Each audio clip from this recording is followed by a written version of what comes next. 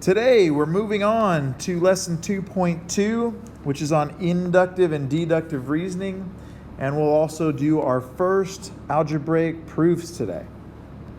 So starting off with what inductive reasoning and deductive reasoning are. These are just, the way that you come about a solution or the way that you come about a conclusion. So in inductive reasoning, normally that means you're going to be looking at specific cases or patterns of specific thing. Again, I have some examples here, but sometimes you would include observations, like your specific observations. Whereas deductive reasoning is what we're going to be using for the most part of using our proofs, is we're going to be using logic to draw a conclusion from facts, definitions, postulates, theorems, properties. And we've actually done a lot of these. We've done several definitions. We've got a few postulates, like our segment addition postulate and our angle addition postulate. We're going to be adding some theorems as we go, and we're going to give you a few properties today to get you started. So let's just look at a few examples here. This is talking about Rebecca shopping for a new phone, and she's reading these reviews, and we're just going to go through and tell whether each one is inductive or deductive reasoning. So if you look at this first one, Cat123 says, "This is a great phone. I have 3 of these phones, and each one works amazingly." Now, in that scenario, that would be what we call inductive reasoning, because she's using her specific case. You could even say she's using a pattern. So she's had 3 of these phones. They're all working great for her. That is a very specific case.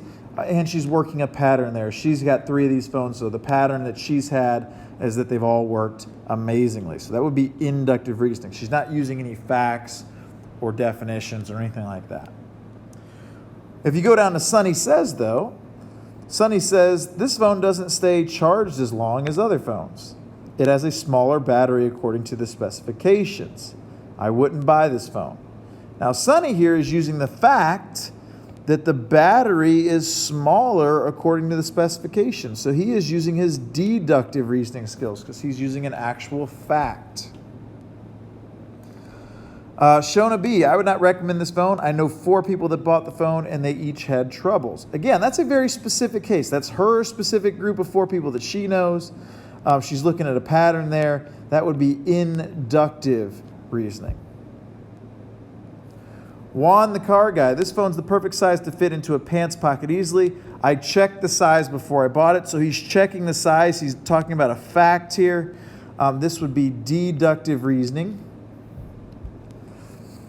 Some people would claim that that's inductive, but he's not really using a specific case. He didn't say his pants pocket. He just said a pants pocket. So he's keeping it very general there. He said he checked the size. That's going to be deductive.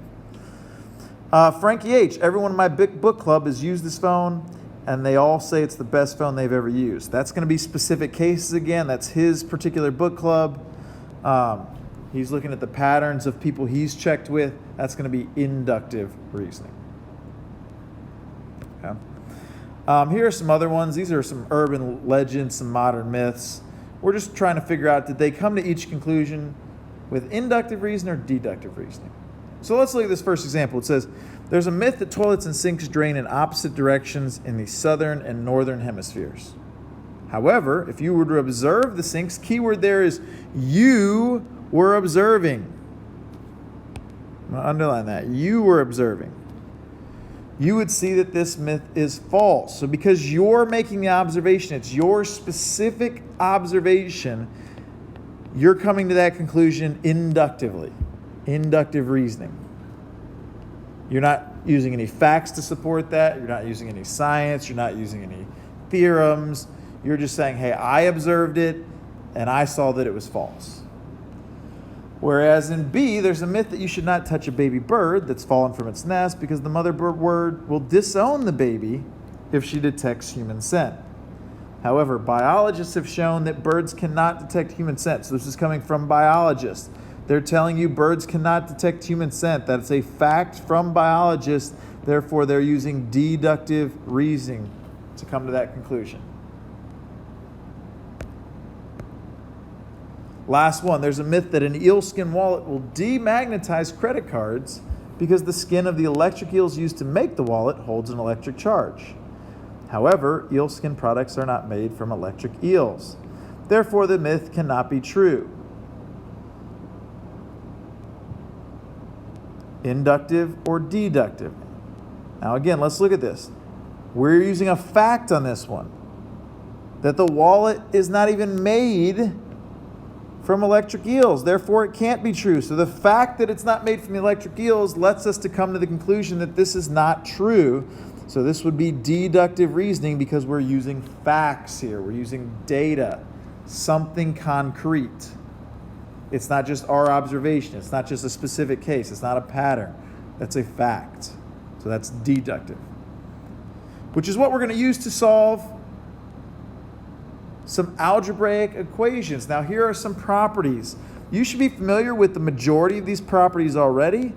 I've highlighted a few that you may be unfamiliar with, but addition property, all it says is that if you add something to both sides, so let's say, and you'll notice all these are in the if-then format, but if A is equal to B and you add C to both sides, they will still be equal to each other. You do this all the time when you do equations like 3x minus 2 equals 7. Add 2 to both sides, you still keep them equal. 3x equals 9. So that's your addition property. Subtraction property, when you subtract something from both sides, they remain equal. Multiplication property, if you multiply something on both sides, they remain equal. So if A equals B and we multiply by C on both sides, they're still equal to each other.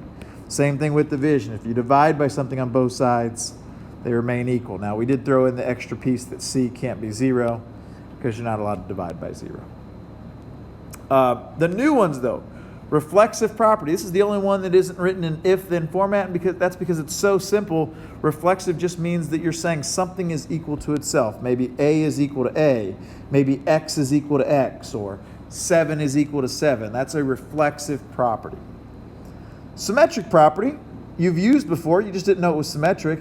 If A equals B, then B equals A. Kind of like if you get an equation and you end up getting -2 is X, you can flip that around and say X is -2, which is typically how you would phrase your answer. That's the symmetric property. Transitive property, this is new. It says if A equals B and B equals C, then we can say A equals C. We can cut out the middleman because B is equal to both A and C, which means A and C would be equal to each other. That's transitive property. And last but not least, substitution property. If A is equal to B, then you can substitute B for A in any expression, which we've done in the past when we found X and had to plug it back into an equation, or plug it back into an angle, or plug it back into a segment. We've done substitution property a lot. You could even add in distributive property if you wanted to. If, I don't know, we'll give an example. If 3 times x plus 2 is an expression, then you could also write it as, maybe we'll just leave off the if and then. We'll just say, hey, 3 times x plus 2, if you were to distribute that, that would become 3x plus 6. Those are one and the same. That would be your distributive property. You could add that in if you wanted to. All right, so let's put this to use. So here is a proof we're going to do. It's our very first one. And the equation is 3x plus 8 equals -x. We want to prove that x must be -2 in that scenario. So to do this, we're going to make 2 columns. The first column is what we're going to call the statements column, and that's where we're going to write our original equation. The second column is what we're going to write the reason for each step. So in this case, that's the equation we're going to solve. That was just given to us. We're just going to write given in there. Now, depending on how you'd like to solve this problem, that's going to decide what your step 2 is. So for some, they may add x. Some people may subtract 3x. It doesn't really matter. Our proofs can look a little bit different. We're all going to end up in the same spot. So for me on this one, I am going to add x to both sides. So I am going to make that 4x plus 8.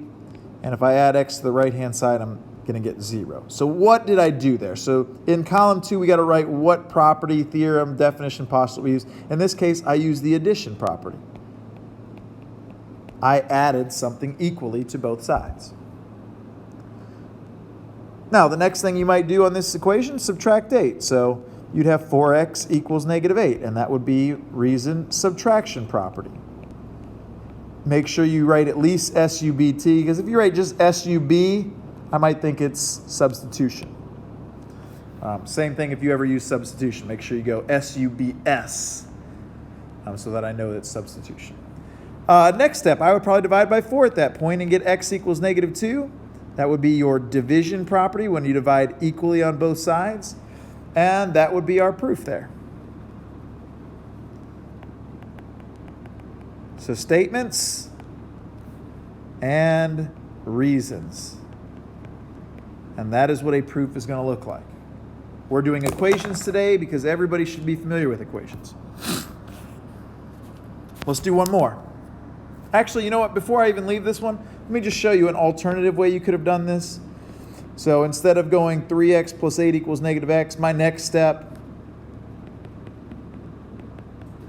that was given. Some people, instead of adding x to both sides, they might have subtracted 3x. So we would have had 8 equals negative 4x. Now, we would have done subtraction property there, so that's what you would have written as your reason. Then most people would divide by negative 4 at that point in time, get negative 2 equals x. That would be division property.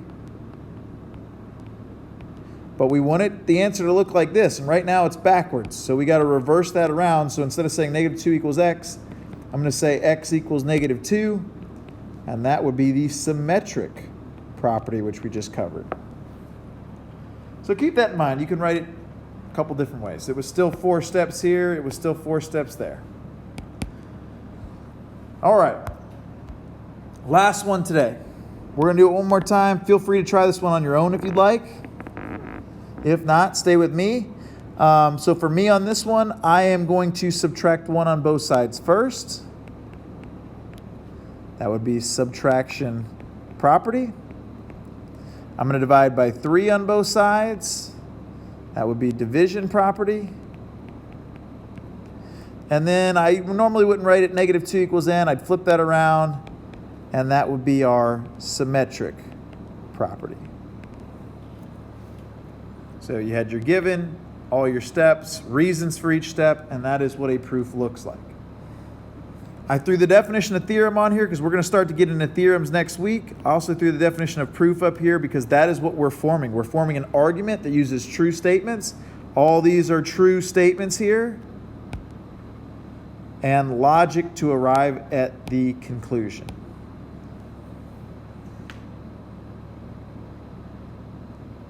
So, make sure you do your homework. Bring any questions to me.